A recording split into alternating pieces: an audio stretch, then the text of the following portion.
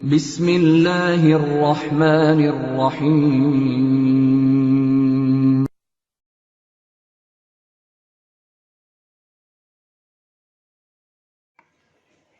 الحمدللہ رب العالمین والصلاة والسلام علی سید المرسلین اما بعد فاعوذ باللہ السمیع العلیم من الشیطان الرجیم من حمزہ ونفخہ ونفثہ یا ایہا الذین آمنوا کتب علیکم الصیام کما کتب علی الذین من قبلکم لعلکم تتقون۔ روزے کا مقصد اتقاء اور تقوی حاصل کرنا ہے۔ روزہ رکھنے سے اگر مسلمان میں تقوی اور پرہیزگاری پیدا نہ ہو تو اس کا مطلب ہے کہ روزے کا حق ادا نہیں کیا۔ روزے کے مقصد میں یہ بھی شامل ہے کہ مسلمان میں بری باتوں سے بچنے کی عادت پیدا ہو جائے۔ تقوی اور پرہیزگاری اس کی بندے میں عادت پیدا ہو جائے، اور روزہ جو ہے یہ صرف جسم کو تکلیف دینا یا عذاب میں مبتلا کرنا اس کا مقصد نہیں ہے۔ شریعت میں مسلمان کی زندگی میں اگر کوئی مشکل کام آ جائے تو اس کو ادا کرنے کے لیے مسلمان کے پاس پہلے سے ہی ایک ایکسرسائز اور پریکٹس ہونی چاہیے، اور روزہ رکھنے سے یہ اس مسلمان میں پیدا ہو جاتی ہے۔ تو روزے کے دوران منکرات، لغویات، فضول باتیں، گالی گلوچ، سب و شتم، اس سے بچنا انتہائی ضروری ہے، ورنہ مقصد حاصل نہ ہوگا، اور جب مقصد حاصل نہ ہوگا تو اللہ رب العزت کے ہاں ہمارا روزہ جو ہے وہ درجہ قبولیت کو نہیں پہنچے گا۔ تو صحیح بخاری میں حضرت ابو ہریرہ رضی اللہ تعالیٰ عنہ سے روایت ہے، صحیح بخاری میں 1894 انٹرنیشنل نمبر کے مطابق یہ حدیث ہے۔ تو رسول اکرم صلی اللہ علیہ وسلم نے فرمایا الصیام جنتن، کہ روزہ جو ہے یہ ڈھال ہے۔ جس طرح ایک دوسری حدیث میں اس طرح کے الفاظ آئے ہیں الصیام جنت من النار کجنت احدکم من القتال، کہ جس طرح ایک آدمی لڑائی کے دوران تلوار کے وار سے بچنے کے لیے ڈھال استعمال کرتا ہے، اسی طرح مسلمان جو ہے وہ گناہوں سے، نافرمانیوں سے، لغویات سے، معصیتوں سے بچنے کے لیے روزے کو ڈھال کے طور پہ استعمال کرتا ہے۔ تو نبی کریم صلی اللہ علیہ وسلم نے فرمایا کہ فلا یرفس ولا یجہل، ایک حدیث میں لا یسخب کے لفظ بھی آتے ہیں۔ فرمایا فلا یرفس ولا یجہل، کہ روزہ دار کو چاہیے کہ وہ بےہودہ باتیں نہ کرے، اور جہالت کی باتیں اور جہالت کے کام نہ کرے۔ وَإِنِ امْرُؤٌ قَاتَلَهُ أَوْ شَاتَمَهُ فَلْيَقُلْ إِنِّي صَائِمٌ مَرَّتَيْنِ، فرمایا کہ اگر کوئی شخص روزے دار سے لڑنے کی کوشش کرے یا گالی گلوچ کرے تو وہ روزے دار سے یہ کہے، اور 2 دفعہ کہے کہ میں روزے دار ہوں۔ تو جب وہ یہ کہے گا تو اللہ کے فضل و کرم سے نبی علیہ السلام کے فرمان کے مطابق، جبکہ اللہ کے نبی نے اس کا حکم دیا ہے، تو اللہ رب العزت ضرور اس کی حفاظت فرمائے گا روزے دار کی، اور اس کے ثواب کو اللہ رب العزت مکمل کرے گا، اور اللہ رب العزت اس کے روزہ کو قبولیت کا شرف عطا فرمائے گا۔ تو ایک اور حدیث میں آتا ہے، صحیح بخاری میں 1903 حدیث نمبر ہے، اور حضرت ابو ہریرہ رضی اللہ تعالیٰ اس کے بھی راوی ہیں۔ تو نبی کریم صلی اللہ علیہ وسلم نے فرمایا کہ من لم یدع قول الزور والعمل به فلیس للہ حاجۃ فی ان یدع طعامہ وشرابہ، کہ جو بندہ قول زور کو ترک نہیں کرتا۔ اب قول زور کا کیا مطلب ہے؟ فضول باتیں، مذاق، خلاف شریعت کام،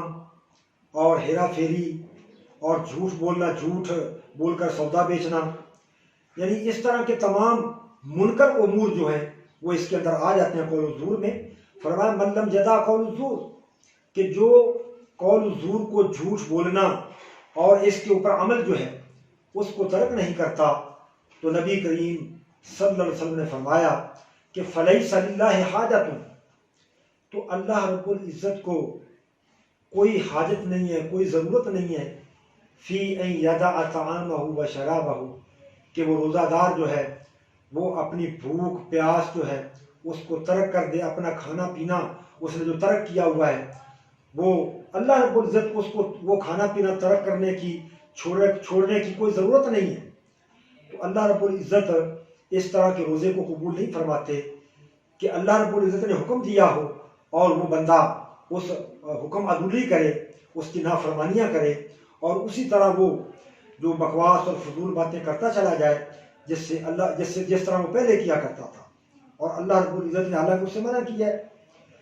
تو اللہ رب العزت کے خزانوں میں کوئی کمی نہیں ہے، تو اللہ رب العزت کے پاس عبادت گزاروں کی کوئی کمی نہیں ہے. اللہ رب العزت کے پاس بہت فرشتے ہیں جو ہر وقت اس کی عبادت میں مصروف ہیں. تو یہ روزہ دار جو ہے جو اس طرح کے کاموں کا ارتکاب کرتا ہے تو اللہ رب العزت کو اس کے روزے کی کوئی پرواہ نہیں ہے. تو اسی طرح صحیح مسلم میں 6579 حدیث نمبر ہے. اس حدیث کے بھی ابو ہریرہ رضی اللہ تعالیٰ عنہ راوی ہے. تو اللہ کے نبی صلی اللہ علیہ وسلم نے فرمایا، صحابہ کرام کو مخاطب فرمایا، اتدرون مفلس، اللہ کے نبی نے فرمایا کیا تمہیں معلوم ہے کہ مفلس کون ہے؟ تو صحابہ کرام نے عرض کیا یا رسول اللہ صلی اللہ علیہ وسلم، المفلس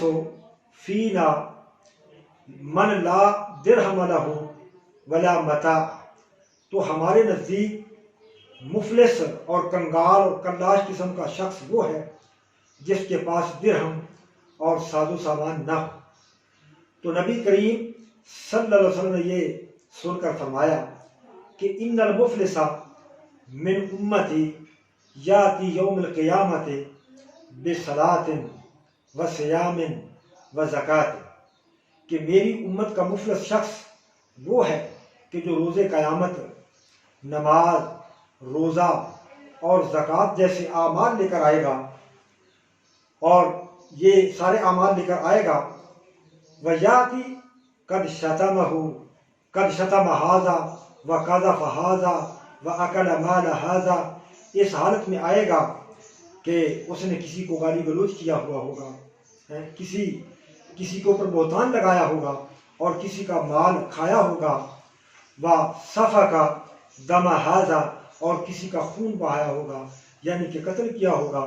وَضَرَبَ هَذَا، اور کسی کو مارا ہوگا بلا وجہ. تو اس طرح کے کام اس نے کیے ہوئے ہوں گے اور وہ لوگ بدلہ لینے والے اس کے پاس کھڑے ہوئے ہوں گے اور اللہ رب العزت سے مطالبہ کریں. تو اللہ کے نبی نے فرمایا فَيُؤْتَى هَذَا مِنْ حَسَنَاتِهِ وَهَذَا مِنْ حَسَنَاتِهِ، تو اس کی نیکیوں میں سے کچھ اس شخص کو دے دیا جائے گا، کچھ اس لینے والے کو دے دیا جائے گا. اور فرمایا کہ فَإِنْ فَنَيَتْ حَسَنَاتُهُ، کہ جب اس قبل ان یقضى ما علیہ، فرمایا کہ جب اس کی نیکیاں ختم ہو جائیں گی، فَإِنْ فَنِيَتْ حَسَنَاتُهُ قبل ان یقضى ما علیہ، کہ جو اس کے ذمے وہ لوگوں کے حقوق جو اس نے دینے تھے وہ تھے،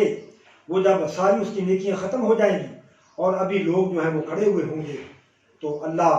تعالیٰ فرمائے گا کہ اوخذا، اللہ کے نبی نے فرمایا کہ اوخذا من خطایا، تو ان لوگوں کی جو برائیاں ہیں، ان لوگوں کے جو گناہ ہیں جو مطالبہ کر رہے ہوں گے، فَطُرِحَتْ عَلَيْهِ، اس کے اوپر ڈال دیے جائیں گے. ثُمَّ طُرِحَ فِي النَّارِ، تو اللہ کے نبی صلی اللہ علیہ وسلم نے اپنی زبان مبارک سے فرمایا کہ جب وہ گناہ لوگوں کے ان کے اوپر ڈال دیے جائیں گے تو اس شخص کو پکڑ کر جہنم میں ڈال دیا جائے گا. تو روزہ دار تھا، نمازی تھا، حجیں بھی ہو سکتا کی ہوئی ہوں، ساری نیکیوں کے ڈھیر اس کے پاس تھے، تو وہ برائی سے نہ رکنے کی وجہ سے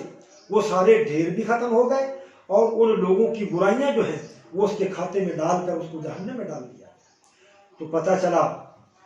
کہ روزہ کی حالت میں ان برائیوں سے بچنا کتنا ضروری ہے، تو نیکیوں کے ساتھ ساتھ جب جہاں آپ نیکیاں کما رہے ہوتے ہیں تو ساتھ ساتھ ان برائیوں سے بچنا بہت ہی ضروری ہے۔ اگر ہم نہیں بچیں گے تو اس شخص کی طرح اللہ نہ کرے ہمیں وہ جہنم میں ڈال دیا جائے تو اس بھوک اور پیاس کے ساتھ رکھے ہوئے روزے کا کوئی فائدہ نہیں ہوگا۔ مستدرک الحاکم میں ایک حدیث مجھے یاد آئی کہ وہ جو بڑی مشہور حدیث ہے کہ نبی علیہ السلام کے لیے صحابہ کرام جو تھے وہ ایک ممبر لے کر آئے اور آپ ممبر پہ چڑھے، پہلی سیڑھی پہ آپ نے قدم رکھا تو فرمایا آمین، دوسری سیڑھی پہ قدم رکھا تو فرمایا آمین، تیسری سیڑھی پہ قدم رکھا فرمایا آمین۔ تو صحابہ کرام نے جب اللہ کے نبی کو نیچے اترے اس ممبر سے تو صحابہ کرام نے پوچھا یا رسول اللہ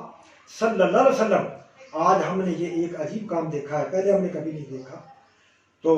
نبی کریم صلی اللہ علیہ وسلم نے وضاحت کرتے ہوئے فرمایا کہ جبریل علیہ السلام میرے پاس آئے اور انہوں نے کہا جب میں نے پہلی سیڑھی پہ قدم رکھا کہ جس شخص کی زندگی میں یہ رمضان المبارک کا مقدس مہینہ آیا، بابرکت مہینہ آیا اور اس نے اس کے روزے رکھ کے اللہ رب العزت سے بخشش اور معافی حاصل نہ کی، وہ بندہ ہلاک ہو گیا۔ تو میں نے اس پہ کہا آمین۔ تو دیکھیں یہ کتنا ضروری ہے، یہ کتنا ضروری ہے روزے کی حفاظت کرنا اور روزے کی حالت میں اللہ رب العزت کے سامنے گر گڑانا اور فحش حرکات سے، لغویات سے اور فضول باتوں سے بچنا۔ فضول باتوں سے بچیں گے تو اللہ کی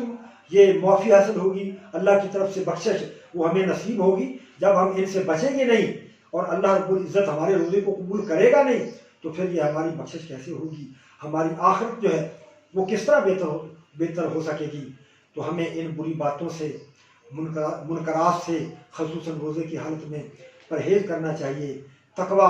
حاصل کرنا چاہیے، اتقاء کا حصول کرنا چاہیے۔ وآخر دعوانا ان الحمد للہ رب العالمین۔